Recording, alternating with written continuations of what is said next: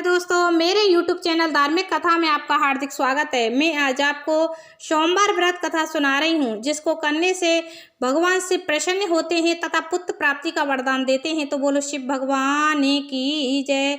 एक बहुत धनवान साहूकार था, जिसके घर धन आदि किसी प्रकार की कमी नहीं थी, परंतु उसको एक दुख था कि उसके कोई पुत्र नहीं था। वह इसी चिंता में रात दिन रहता था। वह पुत्र की कामना के लिए प्रति सोमवार को शिवजी का व्रत और पूजन किया करता था तथा सायंकाल को शिव मंदिर में जाकर शिवजी के श्री विग्रह के सामने दीपक जलाया करता था। उसके इस भक्ति भाव को देखकर एक समय श्री पार्वती जी ने शिवजी महाराज से कहा कि महाराज, यह साहूकार आपका अन्य भक्त है और सदैव आपका व्रत और पूजन बड़ी श्रद्धा से करता है, इसकी मनोकामना पूर्ण करनी चाहिए। शिवजी ने कहा, हे पार्वती, यह संसार कर्म क्षेत्र है। जैसे किसान खेत में जैसा बीज बोता है वैसा ही फसल काटता है, उसी तरह इस संसार में जैसा कर्म करते हैं वैसा ही फल भोगते हैं। पार्वती जी ने अत्यंत आग्रह से कहा, महाराज, जब यह आपका अन्य भक्त है और इसको अगर किसी प्रकार का दुख है तो उसको अवश्य दूर करना चाहिए, क्योंकि आप सदैव अपने भक्तों पर दयालु होते हैं और उनके दुखों को दूर करते हैं।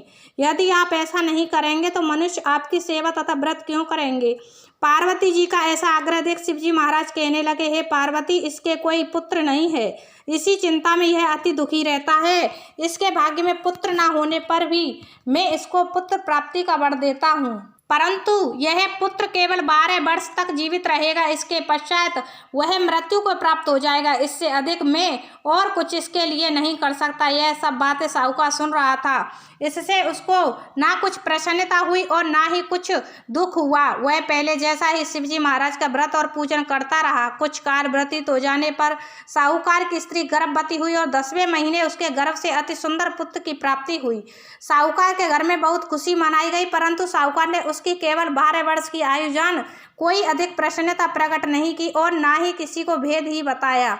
जब वह बालक 11 वर्ष का हो गया तो उस बालक की माता ने उसके पिता से विवाह आदि के लिए कहा, तो वह साहूकार कहने लगा कि अभी मैं इसका विवाह नहीं करूंगा, अपने पुत्र को काशी जी पढ़ने के लिए भेजूंगा। फिर साहूकार ने अपने साले अथवा बालक के मामा को बुलाकर उसको बहुत सा धन देकर कहा, तुम इस बालक को काशी जी पढ़ने के लिए ले जाओ और रास्ते में जिस स्थान पर भी जाओ यज्ञ करते और ब्राह्मणों को भोजन कराते जाओ।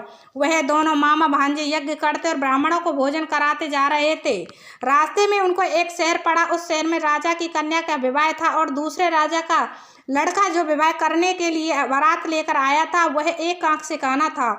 उसके पिता को इस बात की बड़ी चिंता थी कि कहीं वर को देखकर कन्या के माता पिता विवाह में किसी प्रकार की अड़चन पैदा ना कर दें। इस कारण जब उसने अति सुंदर सेठ के लड़के को देखा तो मन में विचार किया कि क्यों ना दरवाजे के समय इस लड़के से वर का काम चलाया जाए।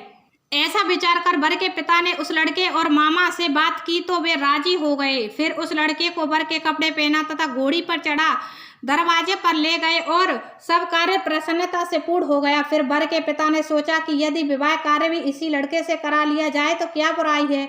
ऐसा विचार कर लड़के और उसके मामा से कहा, यदि आप फेरों और कन्यादान के काम को भी करा दें तो आपकी बड़ी कृपा होगी और मैं इसके बदले में आपको बहुत कुछ धन दूंगा। तो उन्होंने स्वीकार कर लिया और विवाह कार्य भी बहुत अच्छी तरह से संपन्न हो गया। परंतु जिस समय लड़का जाने लगा तो उसने राजकुमारी की चुंदड़ी के पल्ले पर लिख दिया कि तेरा विवाह तो मेरे साथ हुआ है, परंतु जिस राजकुमार के साथ तुमको भेजेंगे वह एक आंख से काना है और मैं काशी जी पढ़ने जा रहा हूँ। लड़के के जाने के पश्चात उस राजकुमारी ने जब अपनी चुंदड़ी पर ऐसा लिखा हुआ पाया तो उसने राजकुमार के साथ जाने से मना कर दिया और कहा कि यह मेरा पति नहीं है, मेरा विवाह इसके साथ नहीं हुआ है, वह तो काशी जी पढ़ने गया है। राजकुमारी के माता पिता ने अपनी कन्या को विदा नहीं किया और बारात वापस चली गई। उधर सेठ का लड़का और उसका मामा काशी जी पहुंच गए। वहां जाकर उन्होंने यज्ञ करना और लड़के ने पढ़ना शुरू कर दिया। जब लड़के की आयु 12 साल की हो गई उस दिन उन्होंने यज्ञ रचा रखा था कि लड़के ने अपने मामा से कहा, मामा जी, आज मेरी तबीयत कुछ ठीक नहीं है। मामा ने कहा, अंदर जाकर सो जाओ। लड़का अंदर जाकर सो गया और थोड़ी देर में उसके प्राण निकल गए। जब उसके मामा ने आकर देखा तो वह मुर्दा पड़ा है तो उसको बड़ा दुख हुआ और उसने सोचा कि अगर मैं अभी रोना पीटना मचा दूंगा तो यज्ञ का कार्य अधूरा रह जाएगा। अतः उसने जल्दी से यज्ञ का कार्य समाप्त कर ब्राह्मणों के जाने के बाद रोना पीटना आरंभ कर दिया।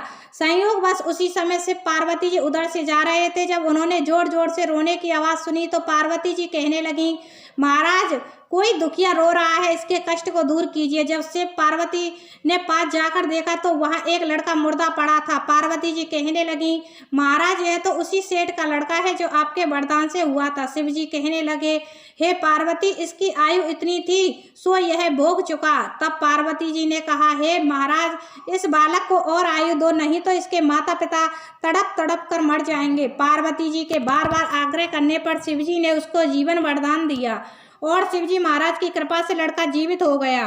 शिव पार्वती कैलाश चले गए। तब वह लड़का और मामा उसी प्रकार यज्ञ करते तथा ब्राह्मणों को भोजन कराते अपने घर की ओर चल पड़े। रास्ते में वे उसी शहर में आए जहां उसका विवाह हुआ था। वहां पर आकर उन्होंने यज्ञ आरंभ कर दिया तो उस लड़के के ससुर ने उसको पहचान लिया। वहां पर आकर उन्होंने यज्ञ आरंभ कर दिया तो उस लड़के के ससुर ने उसको पहचान लिया और अपने महल में ले जाकर उसकी बड़ी खातिर की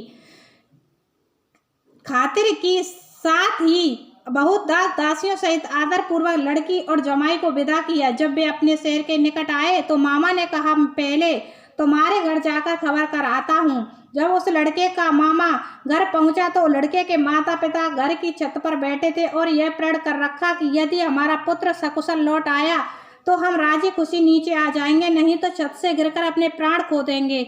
इतने में उस लड़के के मामा ने आकर यह समाचार दिया कि आपका पुत्र आ गया है तो उनको विश्वास नहीं आया। तब उसके मामा ने शपथ पूर्वक कहा कि आपका पुत्र अपनी स्त्री के साथ बहुत सारा धन लेकर आया है। तो सेठ ने आनंद के साथ उसका स्वागत किया और बड़ी प्रसन्नता के साथ रहने लगा। इसी प्रकार से जो कोई भी सोमवार के व्रत को धारण करता है अथवा इस कथा को पढ़ता और सुनता है उसकी समस्त मनोकामनाएं पूर्ण होती है। तो बोलो शिव भगवान की जय, पार्वती माता की जय।